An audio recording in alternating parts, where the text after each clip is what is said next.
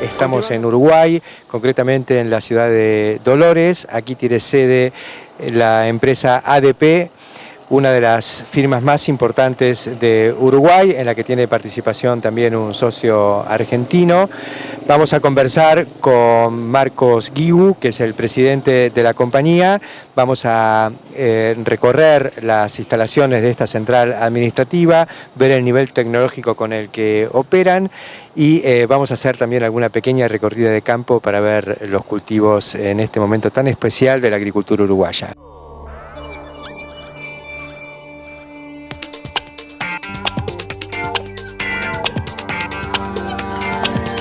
Comenzamos esta edición especial de El Campo, la Industria Verde, conversando con Marcos Guigu, que es el titular de ADP, y tenemos que empezar por contar un poco la historia de esta empresa, que creo que no es una historia muy larga.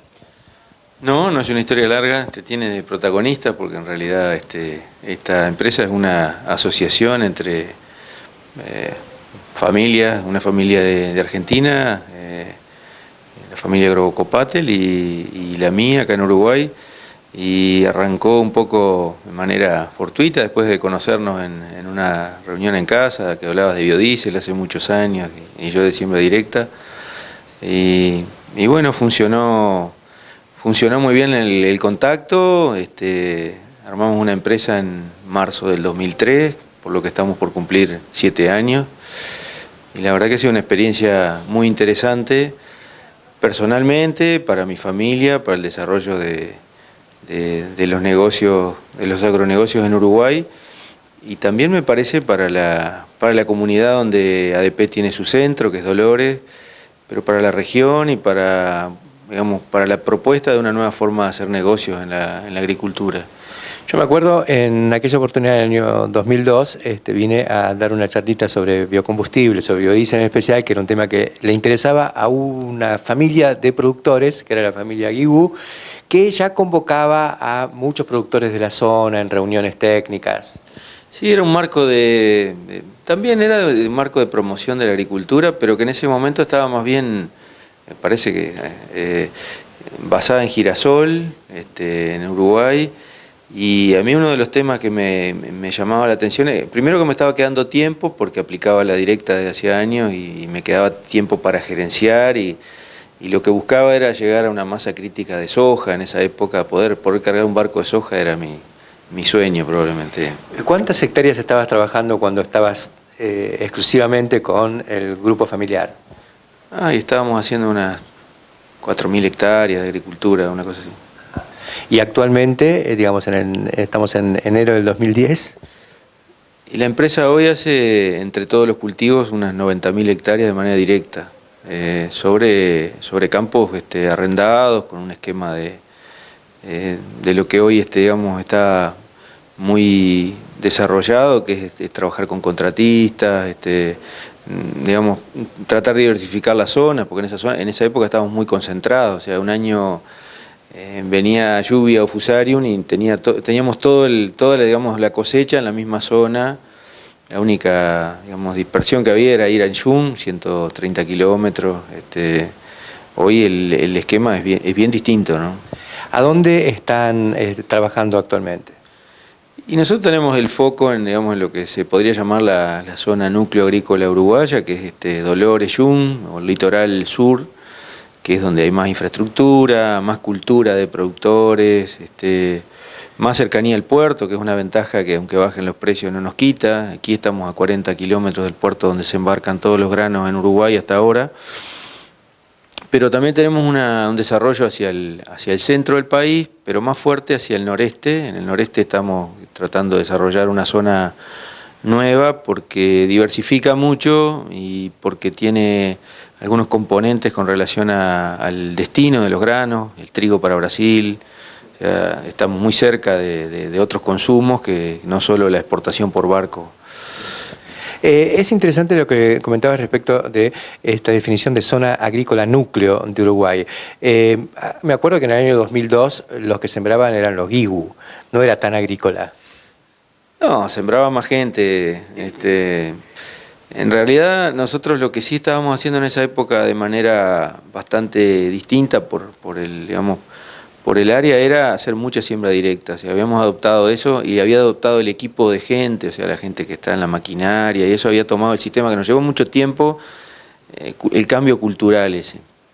Pero la agricultura estaba muy venida a menos y estaba muy concentrada, te diría que alrededor de la ciudad de Yum y alrededor de la ciudad de Dolores. Y porque evidentemente tiene condiciones de clima, suelo un poco mejores, y porque la tradición hacía que realmente los agricultores eran los que realmente teníamos pasión por la agricultura y capaz no tanto por los números o la seguridad. De repente la ganadería en ese momento tenía mejor prensa, ¿no? Siempre tuvo mejor prensa en Uruguay y hasta el ministerio se llama Ministerio de Ganadería, así que la agricultura es lo nuevo. Sí, la agricultura es lo nuevo. En realidad hoy que ha avanzado tanto la agricultura en presencia más bien en lo que es la actividad económica del país, uno se encuentra que va hacia zonas nuevas y no son nuevas. O sea, se hizo agricultura con maquinaria muy pequeña, porque uno encuentra las huellas del arado en muchos de los campos que va, que le parece que está haciendo, digamos, descubriendo un campo nuevo. En realidad ya hubo agricultura. Y creo que todavía hoy no hemos llegado al área agrícola que hubo en el pico, que no recuerdo el año, pero el pico en ese momento se dio con trigo. Pero igual en la época en que el trigo era el cultivo que, digamos, que lideraba la agricultura, Dolores era la capital del trigo. Entonces, digamos, por ahí está lo de núcleo.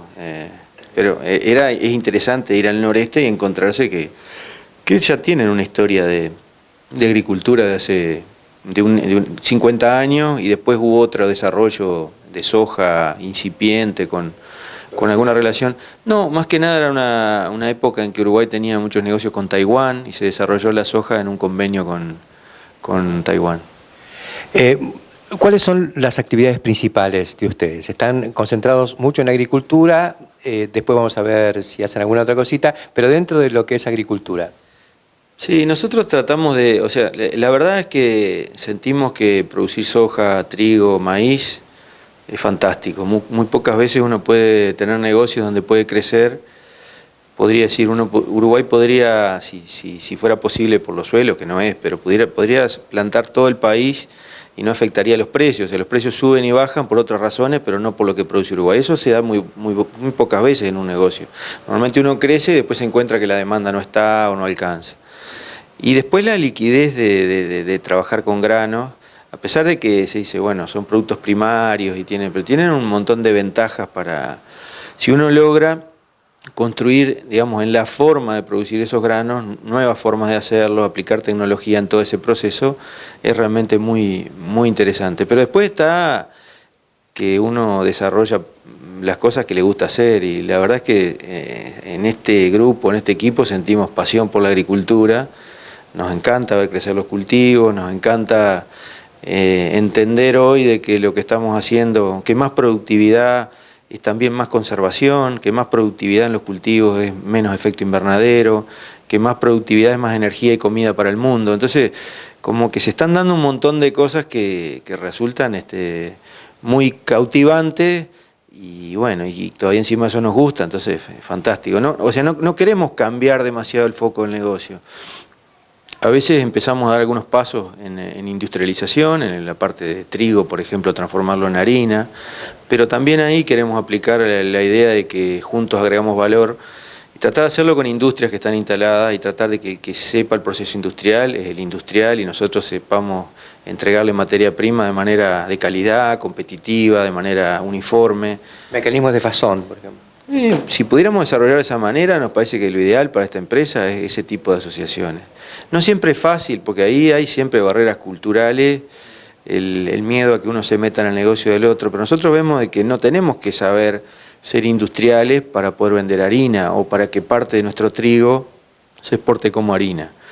O pienso que lo mismo sería en la parte de aceites o biocombustibles. Pero también vemos que hay un desarrollo ahí, hay digamos, un acercamiento con otros. Lo que sí tenemos claro es que el día que nosotros pensemos en dejar de producir grano de soja, grano de trigo, grano de maíz para producir productos industriales de eso, nuestro negocio es otro.